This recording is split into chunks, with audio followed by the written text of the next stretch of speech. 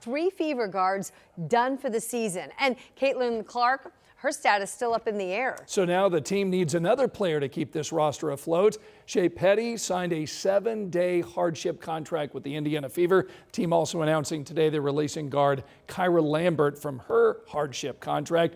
Interesting times for sports here in Indianapolis, Angela. Very interesting. And hey, we've got some football weather, speaking of football, coming our way in the 7-day forecast. But right now, focused on some strong storms moving through the southern half of the state. A good part of central Indiana is in the clear. It's just hot and humid out there. But southeast of Indianapolis, from Shelbyville south, we're tracking some of these stronger storms. And you can see as we go south of Shelbyville into about the Clifford area, these are moving east-southeast. So heads up, Hope, Hartsville and Adams, heavy rain, lots of lightning and the potential for some gusty winds. Also keeping a close eye on the Bedford and Mitchell area with some strong storms moving through Lawrence County right now.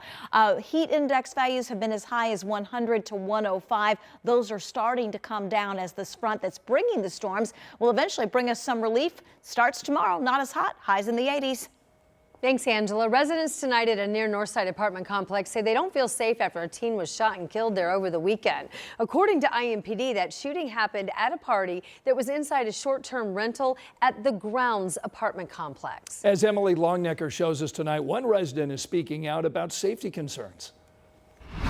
Police say the investigation into the deadly shooting that happened in this apartment complex over the weekend is still an open investigation. Meanwhile, we talked to a man who lives inside who says he no longer feels safe living here, not because of what happened over the weekend, but because of the people he says are coming and going all the time, people he doesn't recognize, people he says who don't even live here.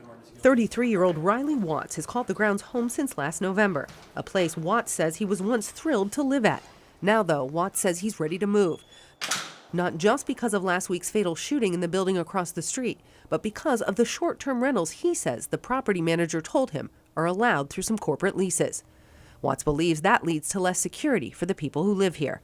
And the sense of community has been just deteriorated because of not having that sense of security, because you look to your community as the people around you, your neighbors, your friendly neighbors, and you're dealing with people that are just randomly here. 13 News reached out 2 days in a row to ask the apartment complex's property management if short-term rentals are allowed and how they work. We have not received any specific answers.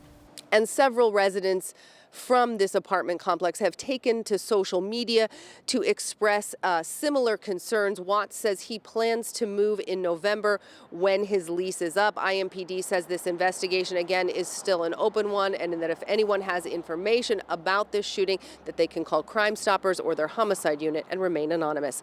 On the Near North Side, Emily Longnecker, 13 News.